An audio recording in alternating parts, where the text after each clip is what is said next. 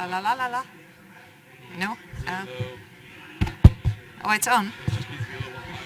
Okay, I can. How about now?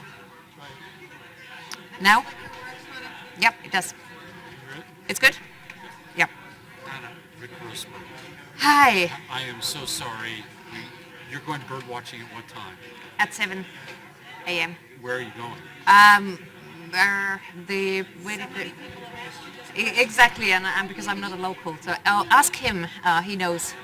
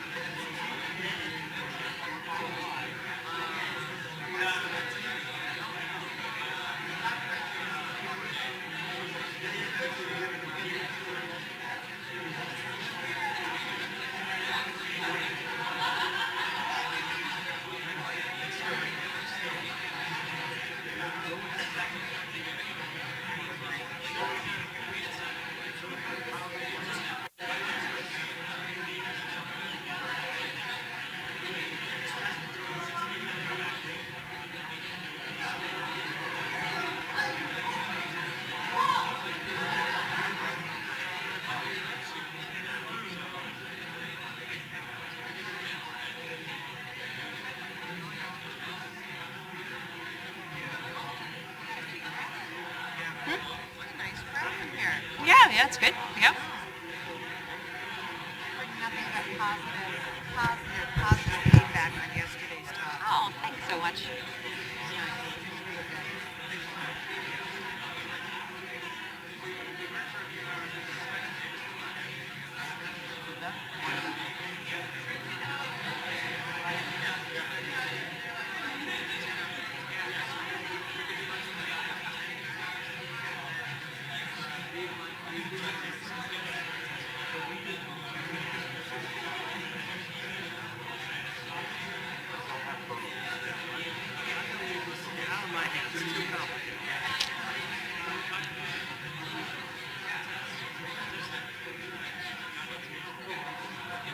You have a little more time.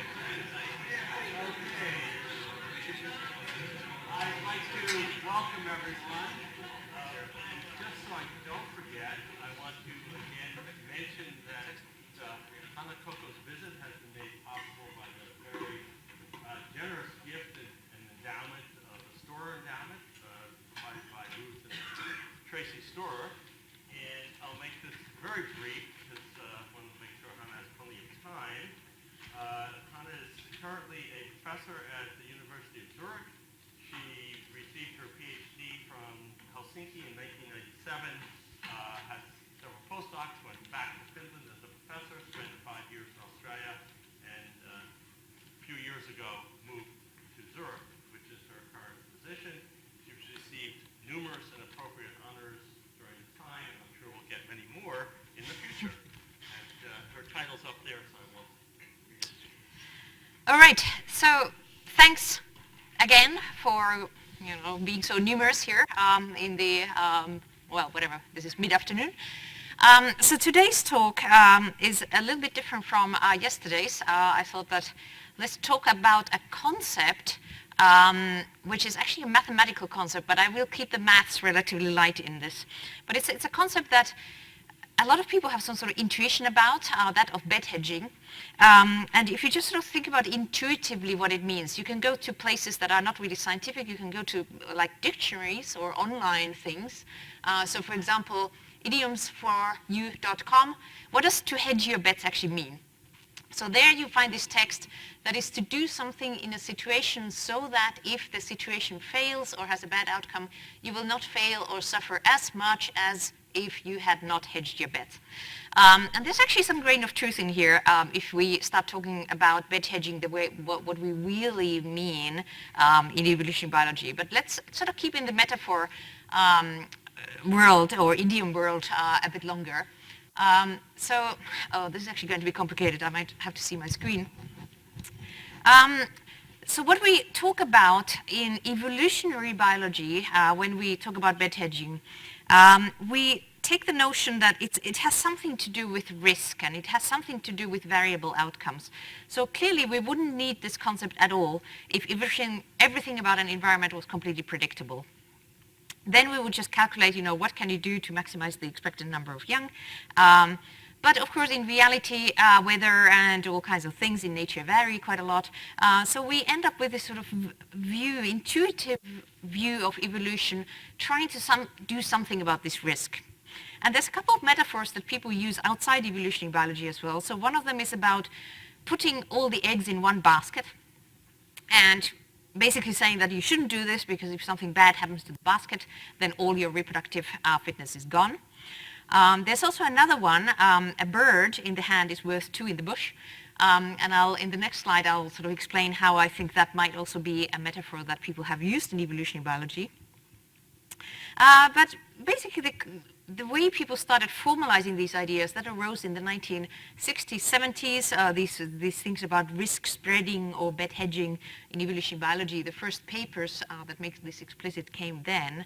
And indeed, you could think of these eggs in the basket as really literal eggs that an offspring has. That is great to somehow divide your eggs in situations that at least some of them will always come out as survivors.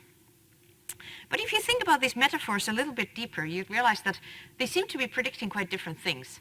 So one of them suggests that you should diversify. Maybe you should literally use different nest sites to put all your eggs in.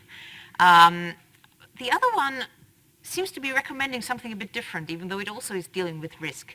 So this sort of one bird that you are, there's kind of like a temporal order in what I'm going to say here, but it might be that you want to get rid of that temporal order that you have already captured this bird, and instead just sort of think about which bird are you more likely to catch, the one that is a bit of a sort of smaller, less valuable piece of prey, or then you might move and forage in a region where you get a really big prey, but you might sometimes get nothing at all, which is the thing on the right. So which one should you go for? And this latter metaphor seems to suggest that, well, you should actually sort of not go for the thing with the diverse outcomes. Sometimes you get lost, sometimes you get little. You should go for the sure one. And they somehow seem to be almost opposite to each other, but they actually mathematically, they are both forms of bet hedging. And this is when it's time for me to actually tell you what the definition of bet hedging in evolutionary biology is. So it is a strategy that reduces the variance in fitness at the expense of lower arithmetic mean fitness. And this, sometimes people are a bit confused at this point because we are talking about a beneficial reduction in variance. But that can actually be achieved by making the offspring different, so that you're increasing the variance in, for example, what the offspring look like or where they live, where they hatch. But it still is true that the benefit arises because of the variance in fitness outcomes is reduced. So for example, if you have a certain year when only these ones with the little wings can survive, or then you have another year when the one with the big teeth can survive, then sometimes you have a certain kind of year when the teeth are needed, sometimes you have a year when the wings are needed. In every year, at least some of them do well. So the variance in the outcome, which is the number of surviving offspring, is reduced by increasing the variance in what they look like. So this is called a diversifying bet hedger, who creates these different kinds of young in any given year. There's also a concept of the conservative bet hedger, which seems to be doing pretty much the opposite. And this one is a creature where all the offspring look like this. It's kind of like a within individual minimization of the variance of the outcomes. So you benefit because, whatever year happens to come their way, they will sort of do more or less okay. A generalist kind of strategy. The relevant population genetic maths have already been derived quite a while ago. So here's sort of the very basic equation arose already in the 1970s, that if you have two different types in the population, and you have mu here is the mean fitness, and then you have the variances here, and here's population size, then you get a prediction of which kind of allele will fix. And the bed hedging stuff happens here basically because these terms also have an impact. So it's not just the means, the arithmetic means that determine who will fix. The one that has a smaller variance will have a smaller negative term here, so it has a bigger chance of overcoming any problems that it has with the mean.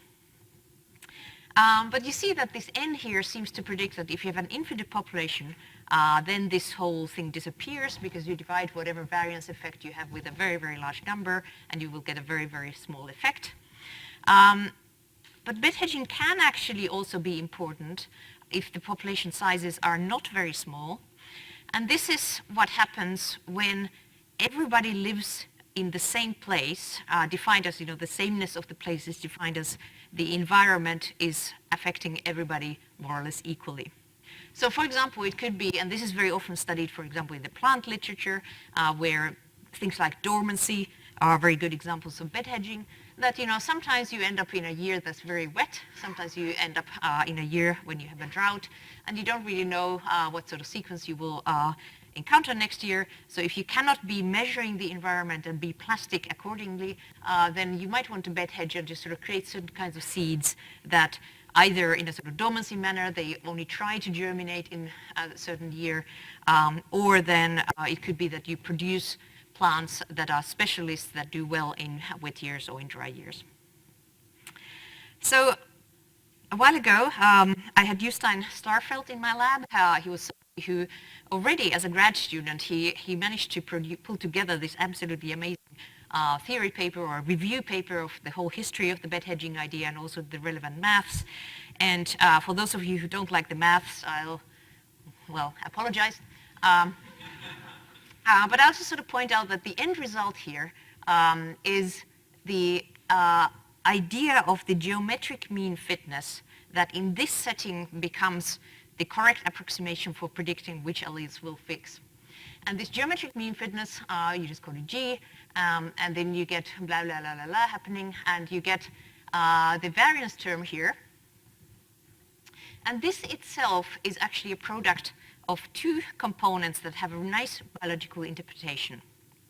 So you have first a within individual variance, which is a measure of how well each of your young is doing in all these different conditions that can happen to it.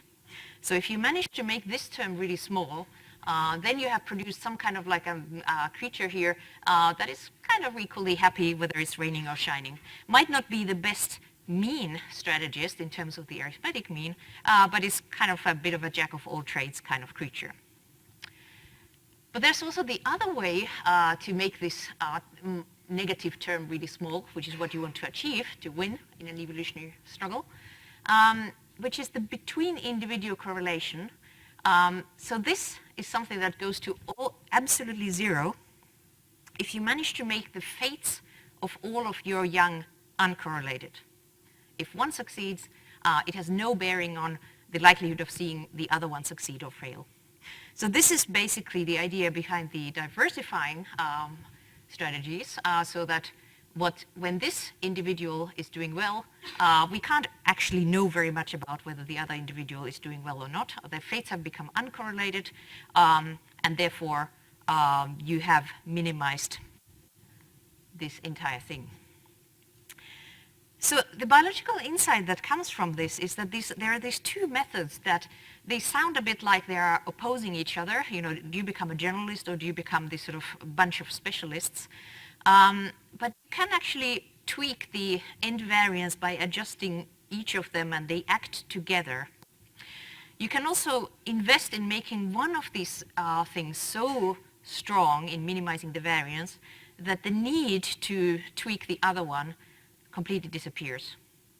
And I don't know if that was a bit abstract, so I'll just sort of show this with an example of this. I mean, the classic example in all this bed hedging theory is always the wet and dry year specialists, and that seems to be repeated in the literature over and over again, ever since this example first arose. So you might be something like a plant, or could also be an animal, and you're producing a certain fraction of your offspring as dry year specialists, and the others are then wet year specialists. And here are, the correlation between the fates. And you can see that in this particular example with particular numbers, it's when you have a bit less than 0.5 as a fraction of the dry year specialists, you have actually made everything uncorrelated.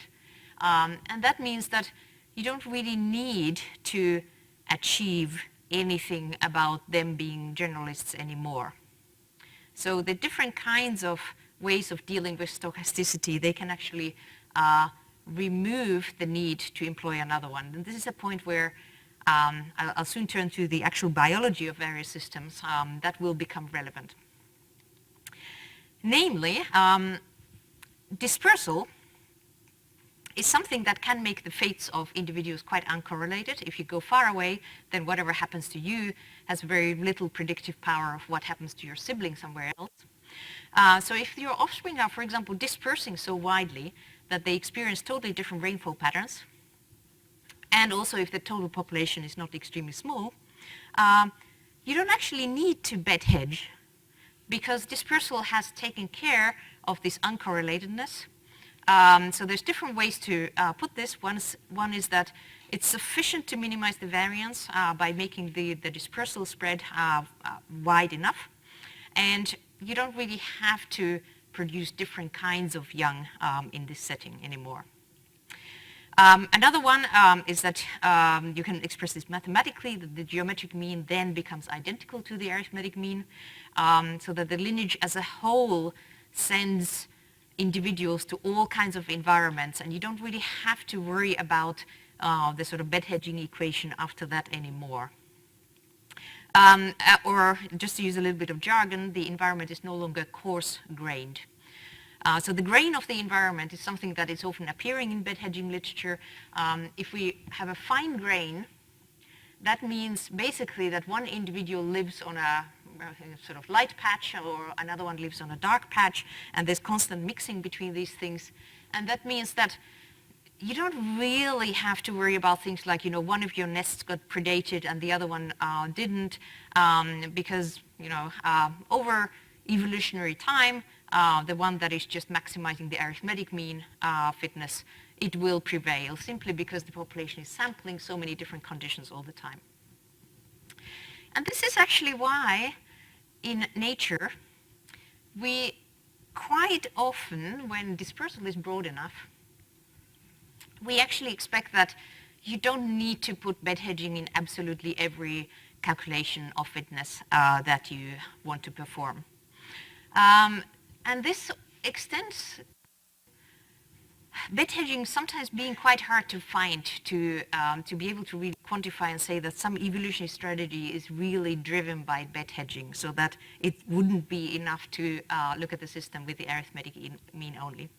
So I'll finally go to a few examples so that the sort of terrible maths is kind of over for now. So the examples that I've looked at, like I mentioned, in the plant literature, there's actually much better documented cases of bed hedging really happening, but animal ecologists have been relatively excited about this concept as well. And what I'm going to tell you is a bit of sort of cautionary tales about how difficult it can be. So the first example will be about frogs that really quite literally put their eggs in different baskets, in different little water puddles. This is one where you think that the metaphor is absolutely fantastic, because there literally are eggs in different places, but whether it also works with the maths, we'll have a look at that. Then there's multiple mating, which is also some sort of diversifying thing. Maybe you should mate with multiple males, not because of the arithmetic mean fitness maximization, but some sort of spread the risk idea. And then there's a little bit of a sort of complicated dynamic case, and this is actually the only one that I have worked on. And we can see how these butterflies may or may not be examples of bed hedging. So the first case here, this is an Australian tiny, tiny, tiny little frog. And what they do is they, the males have these sort of little places where they try to attract females to lay their eggs in. And the problem with these places is that, well, it's Australia, rainfall can be unpredictable, and sometimes these little puddles, they completely dry out, and that's very bad if you're a developing egg of a frog. So females of this species, they tend to mate multiply, which seems to be costly in the sense that, they can't just sort of go to the first male, put all the eggs there, and they're done. They actually have to keep hopping around, and if you're a tiny frog, that of course can be a bit risky. So you can conceivably think that this is a reduction in the mean fitness, but maybe it has something to do with the variance. So this is what the data actually look like. So what you can see here is that there's some arithmetic mean survivorship if you mate with different males. The variance goes down. The authors get very excited about this variance reduction and talk about this in language that very much resembles bed hedging. So they talk about insurance against nest failure, which might favor the evolution of polyandry.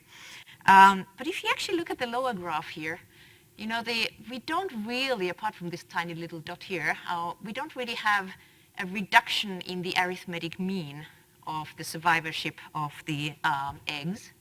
We have an increase here. And if you remember, I've been telling you that, mostly evolution can very well be driven by, just whatever works best in the arithmetic mean. I would say that you don't really need to look at the variance very much here, even though this is a very interesting pattern here, because they would have made it with many males anyway. I don't know really biologically why this increase is so strong here, but it seems to be the case. And to be fair to the authors, they actually do, maybe, I don't know, maybe because of the referees pointing out something to them or whatever, they don't use bed hedging terminology directly in the paper at all, but because this language is sort of bed hedging-y, people have later been citing them as examples of very well documented bed hedging. So if I'm a very purist here, I would say that it's biologically super interesting, but it's not really bed hedging. Then there's another example. So this is a beautiful animal, a sea urchin, and they mate multiply as well, like the frogs and like actually almost everything on this planet. And here, the authors tried to do something that was actually really taking the bed hedging terminology literally, and they went through this absolutely heroic effort of documenting what happens if you have, as a female, your eggs fertilized by one male or several males, and then the environment varies. And they had this environmental variation was the pH that went from something that's very pleasant to something that's a bit unpleasant for the developing eggs. And in different generations, the eggs had to be developing in these benign or not so benign conditions. And I won't tell you kind of like all the experimental details here, but basically it's a fantastic paper showing that they then did all the calculations the way you should, and said that if a population begins with 99% monandrous genotypes, these are the singly mating ones, and 1% polyandrous genotypes, then they get this geometric mean fitness advantage, suggesting that the multiple mating genotype will exceed 50% of the population after just 84 generations, and it will pretty much fix thereafter. So polyandry via exclusive bed hedging mechanisms can offset extremely high costs associated with polyandry of around 5% in terms of the mean fitness. The really beautiful work, it's just that there were some people they were actually working in my lab at the time, so I kind of feel a bit guilty about this, but they kind of took a very close look at the stats that was being used here. They had nothing against the methods. It was really, really fine work, but the statistical analysis, it's not quite as good as it should have been, and if you do it the way they think it should be done, then actually you cannot detect this difference being as strong as it could be, and you can't distinguish it very well from a null hypothesis of no bed hedging going on. And of course, if one wants to be really nihilistic about this thing, then you could say that it's bed hedging as sort of a trait or as a strategy part of a trait evolution. It's a bit hard to see how a thing like this actually controls the number of mates, because they're not internal fertilizers. They kind of shed their eggs into the ocean and hope for the best. So therefore, of course, you can play with things like synchrony and so on, and maybe adjust the likely number of mates that you get from. But I'm presenting this thing here not to really pick on the authors, but to say that to really show that bed hedging can drive a trait in nature, it's harder than you think. And now I'm going to do something really annoying, which is kind of like to talk about my work, and maybe this one works. But let's see how strong the evidence is in this case, and you can kind of form your own opinions. So this is the really, really famous metapopulation butterfly that lives on the island archipelago between Sweden and Finland. Used to work on that for decades. And the life cycle, you get the adult butterflies living in these tiny little meadow patches. There's a bunch of larvae that spend the summer getting bigger. And then when winter is approaching, they spin this communal nest. And the nest is much better built if you have more individuals participating in the building. And then winter comes and they either survive or not, pretty much as a group, and then you get butterflies again the next spring. And this is an interesting environment because it's probably quite coarse-grained from the perspective of a butterfly. Remember, this sort of coarse grain means that most individuals of a lineage experience the same conditions in the near future. This is what the main island looks like, with all these sort of little islands dotted around it, the scale 10 kilometers. And here are basically a lot of this is forest, and then there are these meadows where they either might exist in a given year, so you see colors here, or in a particular year you might actually not find a single butterfly even when you look quite carefully. So it's a very dynamic system with lots of extinctions and recolonizations. And a PhD student who was working on this wanted to think about the following logic. So the butterflies, sometimes they mate just once, sometimes they mate with usually 2 males, in very rare even more. And maybe in this case, there could be some sort of logic, once again, that multiple mating might be an insurance against failure. But it arises in a different way. That's because these butterflies are very often in extremely small populations, and the male that you find to mate with might actually be, for example, your brother.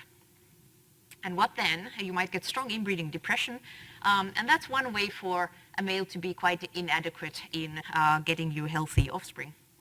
And that means that many larvae might die already when they're young, and even those who, you might have some healthy ones in there that have stochastically a little bit of a less of an inbreeding problem, they might be spinning a nest that is not very good for the following season. And then you live in this coarse-grained environment and your entire subpopulation is dead. Whereas if you have 2 mates, then the variance in larval survival is expected to be lower, because there's a chance that, maybe, one of these might be a non-relative, but the mean fitness expectation hasn't actually changed at all, because we are assuming that you cannot detect who is kin and who is not. But there's another component that the female can sort of maybe do some sort of bed hedging-y things here, which is that she can lay the eggs all in one clump, or maybe in several different ones, with some impact on how correlated the fates of the young are. The clutch sizes can also have something to do with the variances, because if you make the winter nest too small, well, I said this already, then that's inadequate and all the larvae will die. And this could have actually been the source of an entire new local population. So there's an interesting trade-off here, because if you make the nests, if you make all the egg clutches small, but several. You have several attempts at these winter nests, but they might all be crappy. You make them all really clumped, then they build the nest together, but then you end up with this kind of like, it's a single trial, and that's it if they fail. So you're sort of trying to avoid the situation where all nests fail, but you really need to do the math. So here's a sort of simplified setting how it works. We are trying to predict the number of surviving larvae at the end of the summer. So these are the ones that will start building the nest.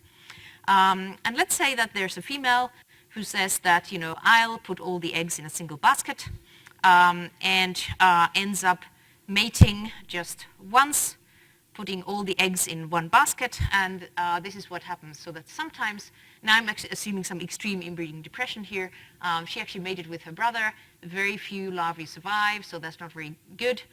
Sometimes she ends up mating with somebody who's not a brother, and you get this other peak of probability to the right. There could be another strategy, which is about mating with both males that she encounters, and then she mixes the sperm and then lays the eggs. And there's a completely new peak arriving in the probabilities as a result of that, which is that this happens when one of them was a brother, the other one was not. And then you mix that and you get, some of them survive well and the others don't. And this is the surviving larva clutch size at the end of the summer. Or then you can sort of try all kinds of other things here. So, for example, if you lay each clutch after meeting each male, but then you lay 2 clutches in total, you get sort of slight deviations in how these probabilities go up and down. How good these different curves are, and really how many surviving larvae do you really need for the nest to start being adequate? For that, luckily, there's actually data, published data. So this is, if very few try to do it, you get only something like 20% probability of still being there the next summer. Whereas if it was something like an 80 larvae out there, they're pretty guaranteed to build a nest that succeeds. So then you do all the maths around this butterfly system and predict that if a female has just mated with one male, then she should clump all the offspring into as large clutches as she can. There could be some physiological constraints that you just sort of can't get all the eggs out in one go or something like that. But basically, you should try to get large clumps of eggs. The same thing, or the same egg budget, but for a female that has mated polyandrously. She should react by going for smaller clumps of eggs on different plants and try to go for several attempts to build a nest. And if this bed hedging is unimportant, then regardless of what they have done, they should all basically follow the same egg-laying strategy. So what did we actually find? This is directly from the paper that we wrote about this. So the first prediction was upheld, so that the polyandrous females, the multiply mated ones, they did produce smaller clutches than monandrous females, and they divided that into more clutches. But of course, if you just sort of get a nice prediction and it's nicely upheld, that doesn't really show that your theory was correct. So we really wanted to look at assumptions that go into this argument as well and see how well they are holding in what we found. So firstly, the males should really vary in their ability to produce viable offspring with a given female. So this is kind of like the inbreeding argument there. That very clearly was the case in the data. The polyandrous females should have a lower variance in the number of surviving offspring. So if you just do the maths there, then yeah, that was clearly the case. And then this is more sort of system-specific condition that all other factors being equal, polyandrous females should run a lower risk of all their clutches being below this LE threshold, this kind of threshold after which it's very hard to get the winter nests going. That was sort of, I've got a faint tick there, because there was a tendency in that direction, but it was not significant. So it's kind of like some sort of bed hedging might be going on there, but I wouldn't say that this is the best ever documented case compared to, for example, the many plant examples out there. So if you have been following me closely, what I've been saying here, there might be a thought in your head that, I mentioned dispersal as a sort of grain modifying thing. And you might have said that to yourself that, doesn't she realize that dispersal itself can be a bit of a bed hedging trait? Because how coarse-grained an environment is not really sort of given from above for any species, but it depends really on how far the young go, and therefore how uncorrelated their environments are in the first place. So therefore, dispersal really could be viewed in the bed hedging context. It's costly, quite clearly. There's quite a lot of documented costs of risks encountered and energetic costs and predation costs and things like that. So there's a very clear potential that the arithmetic mean fitness of a disperser could be lowered by, doing the thing. But it also has this sort of variance effects. It very clearly makes the individual's fate less correlated because everybody just goes to different places. Of course, I'm not saying that dispersal evolves because of bed hedging and that's it, because there's all kinds of reasons to do it.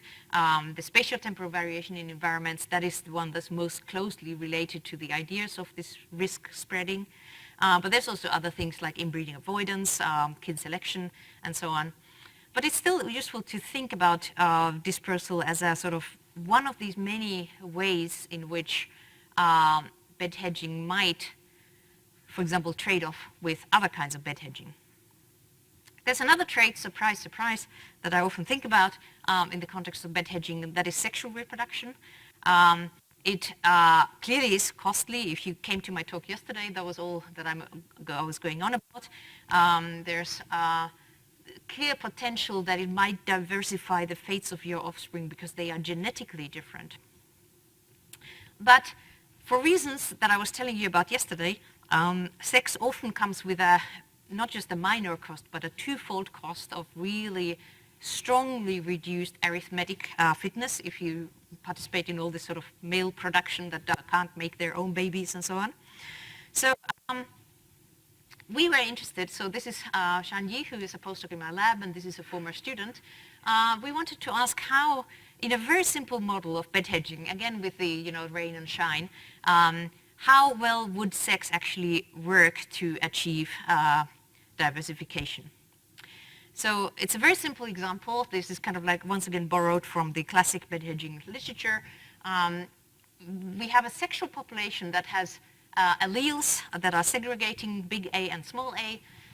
But you need to think about, what might the asexual comparison be? It could be that there's a homozygous small a. This is the one that does really, really well when it's dry.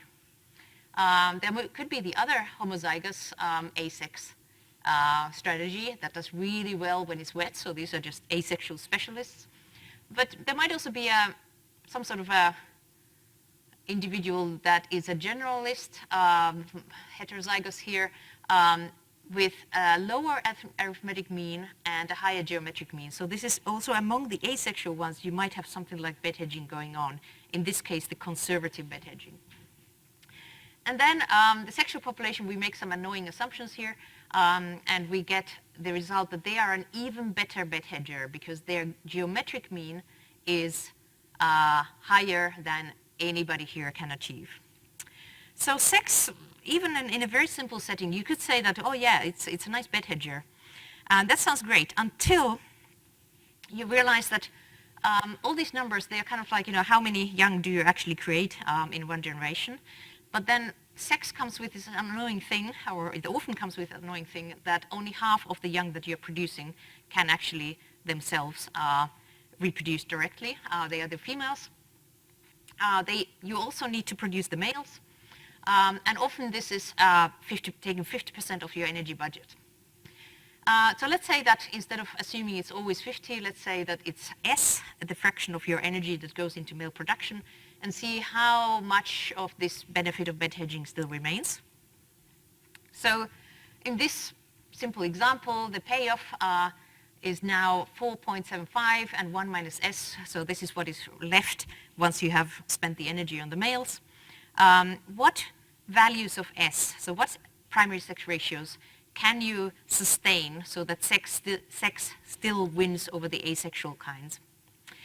So it depends on which asexual ones you are competing against. If you're competing against one of these specialists, you win as a sexual lineage if this is true, which is you win if you produce no more than about 16% males. If you try to compete against that asexual type that itself is doing a bit of bed hedging, this was the conservative bed hedger, this becomes even worse. You can only win with sex if you produce less than about 5% males. In reality, there's these forces in sexual populations that make male production way higher. There's the Fisherian things going on. But so sex really cannot reap this bed hedging advantage unless it's producing extremely few males, which in reality doesn't happen very often. Now, I was making the assumption of Hardy-Weinberg equilibrium here. In reality, we know that particularly in this temporally kind of wonky environments, you won't get that satisfied very easily over time. But we can run this as a simulation where we don't make that simplifying assumption, and basically the same thing happens, so that sex doesn't easily get explained just by it being able to segregate a lot of stuff into males and, into different kinds of specialists. But there's something that you can learn from this. So one is that it's kind of interesting that sex performs better against some types of asexuals than other types of asexuals. And that is, I think, a general point that when you're talking about bed hedging, and you remember that the definition is about a reduction in something and a reduction in something else. So the variance is reduced, but the mean is also reduced. You can't talk about a reduction unless you say reduction from what. So you always need to be explicit about who is the non-bed hedger that you are comparing your bed hedging strategy to. In some cases, in reality, in nature, this remains totally hypothetical. You don't actually have the non-bedger existing, but in order to say that something evolved because of bed hedging, you have to at least imagine it and ask what would its success be. But there was a really, when it comes to benefits of sex, there was a really, really oversimplified example. And when you remember what actually happens in nature, these are two authors with whom I co-edited this wonderful volume where people wrote about how variable and incredibly diverse sexual reproduction can be in nature. I showed this slide already yesterday, so I won't spend very much time on it. You can learn various lessons from there. And one interesting lesson is that when organisms have both sexual and asexual options available to them, then often sex seems to be associated with some other strategies that they're doing simultaneously, particularly dispersal and or dormancy. Sex also often happens in facultative sexual organisms when they're in some sense unhappy with how things are going right now. Some sort of maladaptation or stress or food is running out or so on. And it's actually relatively logical because if you think about it, asex is kind of a commitment to thinking that, I'm awesome, I just want to create exact copies of myself in the same environment. Whereas if things are not going so well, then you might as well start diversifying. But I put a picture of a strawberry there because even though it's not usually thought of as a sort of explicit sex-asex contrast, you could ask, why is it actually that vegetative growth uses mitosis? It doesn't really do any fertilization stuff in there, whereas it's then the sort of sex from the flowers onwards where you get the seeds that seem to be the dispersal structures. And this is not any kind of biological law that it just has to be that way, because if you think, for example, about fungal sex, which often happens underground in the mycelia, they meet and stuff happens, you can totally keep going with the vegetative growth after fertilization as a decaryon, as it's called. So it's not totally trivial that, for example, in plants, It's the sex that leads to dispersal. There's also the kind of dispersal outcrossing, no dispersal selfing syndrome that has been very theoretically, very strongly looked at. But you can also go on a sort of little tour across taxa and wonder how often these sort of ideas about sex diversification and then some other escaping covaries. So this Chlamydium pneumonas, you have the sexually produced zygotes. They are the ones that are able to go through a resting stage, so the dormancy happens after sex. In mosses and so on, you have different kinds of dispersal strategies. You have the vegetative ones where just a little thing buds off. And it's the sexually produced spores that are so lightweight that they seem to be designed to travel much further. Then in animals, you have the Daphnia, you have the rotifers. Usually sex is required before you can produce the resting stages that can dry, they can withstand all kinds of things, and they can also maybe be blown in the wind and all those kind of things. As with everything, there's exceptions. But the list sort of seems to be going on and on. So for example, in aphids, it's usually only the cold-resistant forms can also only be produced by the cyclic group Parthenogens. And there's some relatively complicated stuff with the winged individuals as well, although it's not as clear as I originally thought, but anyway.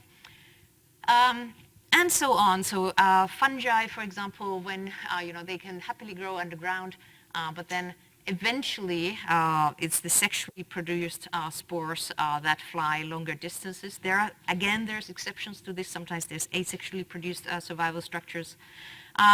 Lichens, really interesting. It's the sexually produced, the sort of powder that they can actively kick into the air, and that seems to be flying away. That is something that, again, is sexually produced, whereas you can also sort of take little bits and they disperse shorter distances, and these are the vegetative ones. So Nina, who rather amazingly, she's actually submitting her thesis today while I'm here, far away from her, escaping the last-minute stress. She, one chapter in her PhD has been to look at, I was talking about this yesterday, when these Daphnia how should they time their sexual stuff? But she has also been interested in this sort of taxonomically broader question of, why is it actually that in Daphnia, it's only the sexually produced eggs that can survive the winter? Why does there seem to be this sort of constraint? What do you actually need the sex for there? It's kind of easy to explain sex if you assume that a constraint is in place that without sex you can't survive the winter. But given that they are so crazy flexible, they can sort of do asex and they can do sex and all kinds of things, why couldn't they just produce the dormant offspring without having the sexual cycle before that? Especially because there is actually another Daphnia species that can do precisely this. So in general, why do we so often find these positive correlations between the different escape mechanisms? We have the sex, which is kind of like an escape from a certain genetic background. We have dispersal, we have dormancy.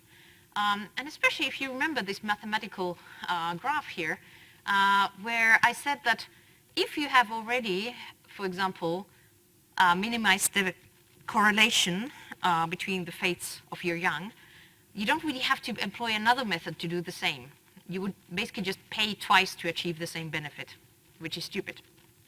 So this has been a rather tricky problem to sort of disentangle, that we ended up trying to model, keeping in mind that dispersal, dormancy, and sex, really in this bed hedging framework, they are all about travel in some dimension. You can travel in space. Basically, you're escaping from where you are. You can travel in time. You can kind of escape from when you are. Or you can say that sex, in a way, is sort of travel in identity. You escape from whatever it is that you were trying to do right now. This combination of alleles didn't really maybe work that well. And this is, so we are not novel in trying to say this. There is actually a small but significant literature looking at sex as it's kind of like an abandoned ship response. So these are the little alleles that are maybe coding for sex, and the body is not really doing particularly well, so you're trying to hope to find a new vessel to float in. So this is what the model actually looks like. We assume that each individual in a population of local adaptation and spatially and temporally varying environment, they are able to measure how well they are feeling at the moment. So this is some sort of a local adaptation can be felt by the individuals themselves. And then they can use whatever function they like, well, among these sort of logistically shaped ones, to relate their, let's say, well-being to how often do they want to have sex, disperse, and go dormant. And they could, for example, be all really low, all really high, all increasing, all decreasing, or whatever combination you want. And then we just let it evolve. And we find things like this. So this is kind of complicated, but what happens, so in each of the graphs here, we have varied the dispersal mortality. So this is the cost of dispersing. On the y-axis, we have varied the cost of sex from no sex cost at all to twofold. And then we let sex, dispersal, and dormancy all co-evolve. So what you can see here is that there's kind of vertical stripes, meaning that dispersal mortality seems to be driving a lot of the patterns. If you make dispersal mortality high, then unsurprisingly, you get very little dispersal, but you get a lot of sex and dormancy. So it's almost like these bed hedging things are substituting for each other. You can't disperse very much, so you need to have a lot of things going on in the other risk spreading things. It's kind of interesting that the cost of sex, for example, has almost no impact on how much sex you have in the population, whereas the cost of dispersal seems to be driving that pattern much more strongly. So just as a little fun take-home message here is that should you ever be totally glued to your position, then what you should do is to sleep much of the time and then wake up and have sex, ideally with individuals of different pasts that have also been sleeping, especially if you're not feeling very well when you wake up. So, yeah. But this is kind of interesting because this predicts that there might be these negative correlations that, you know, if you have a highly sexual species, then you expect less dispersal in it and so on. But the within species comparison is actually quite a different one. So here we are asking about the slopes. Do we actually expect that certain individuals invest in all these traits at once, or do they maybe just choose one and get rid of the other two? So we did this comparison by actually looking at, you know, what is the distribution of the how well adapted they are at equilibrium, and then we split this in two halves with the better adapted ones here to the left and the badly adapted ones to the right, and we were basically just then quantifying, you know, how often did these ones go for sex versus those ones, and likewise for the other traits. And here you see an interesting pattern, which is basically uniformly positive correlations when you connect the dots. So here you always have those who don't feel particularly well are the round ones, and then the diamonds are those who are feeling well. And you can see that, you know, whatever we measure, the colors relate to a cost, which here is the cost of dispersal. It always seems to be that the within or between scenario differences can, for example, have negative trade-offs. But then within a population, you always have this sort of positive tendency that if you're not particularly happy with where you are, you seem to be always doing all possible escape mechanisms at a higher rate than the others. So across species, you can actually predict totally different patterns than within species, which, you know, in hindsight at least, it makes total sense to me, but maybe it needs to be said. So I should probably sort of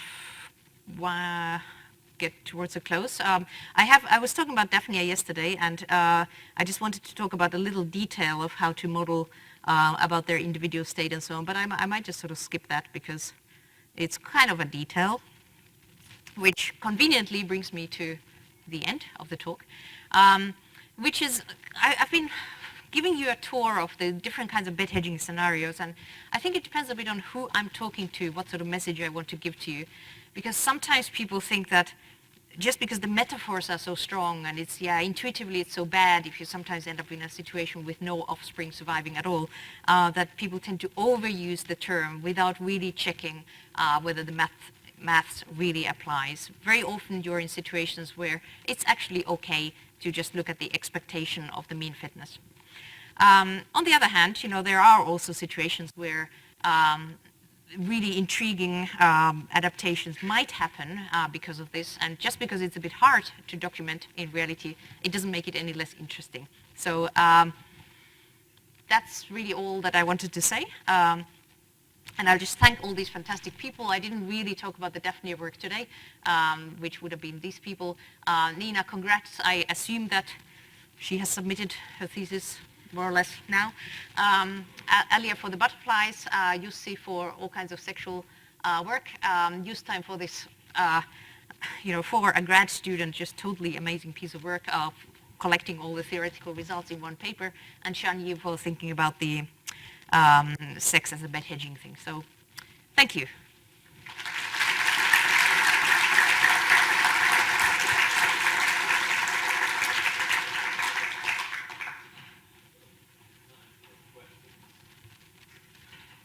Yeah, up there. Yeah.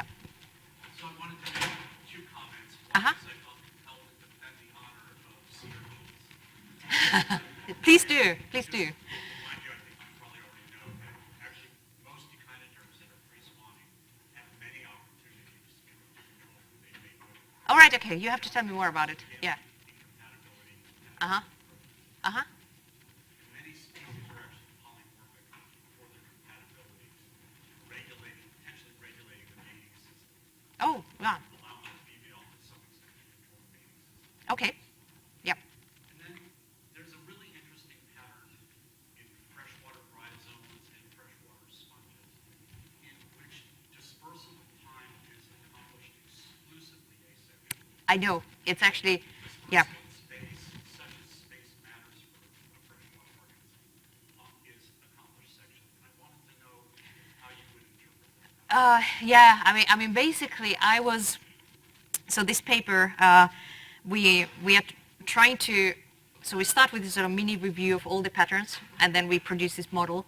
And the model, sadly, I don't know if it's sad, it sort of predicts certain kind of patterns. It doesn't predict the overall amazing diversity that there are out there. So we do have the exceptions in there, and actually the bryozoans are in there. We note that, oops, there's this one taxon where it seems to go the other way around, and what can we say? I have thought about this. There is actually at the Institute Ewag, which is in Switzerland, just 10 minutes bike ride away from where I work, where there's somebody working on bryozoans. So I have chatted with her, and we are both kind of like, I'd love to know why. Yeah, but it's a good point. Nature always provides you, once you've got your beautiful theory, then there comes the bryozoan, and yeah.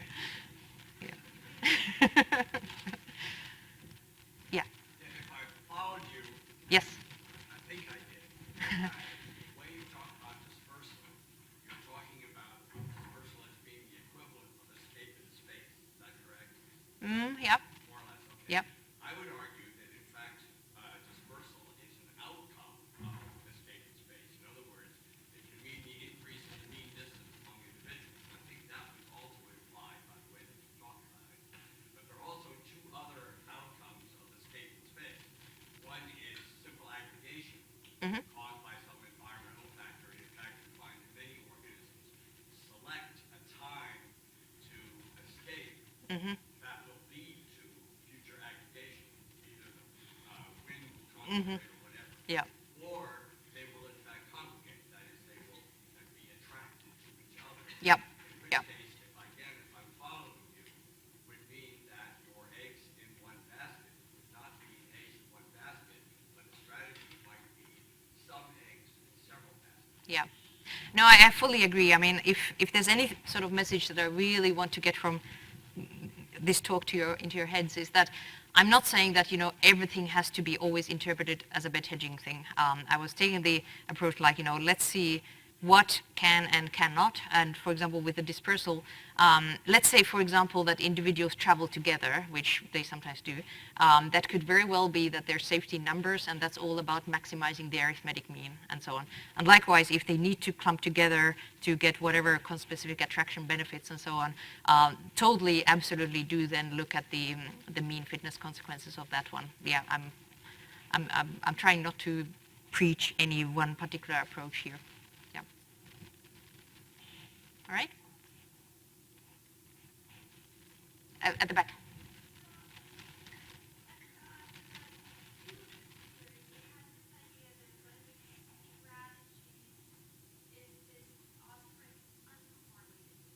Mm-hmm.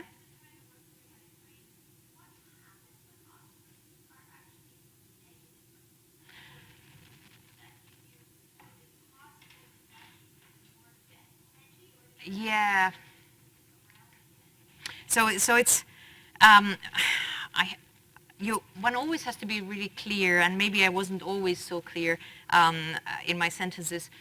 At which level are we talking about it? Are we talking, for example, if let's say that there's a blue one and the red one, and when the conditions are good for the survival of the blue one, they are bad for the survival of the red one. So their fates become negatively correlated in that sense. But it means that the correlation, the fitness variance as a whole will be minimal in that case, because there's always one surviving and the other one dying. So if you manage to get the variance to 0, whatever you do, then in the outcome level you have minimized the variance. Phenotypically, the closer you get to quantifying the fitness, the closer you get to that thing. But the phenotypes might be quite different. Huge variance. Thanks. Yeah.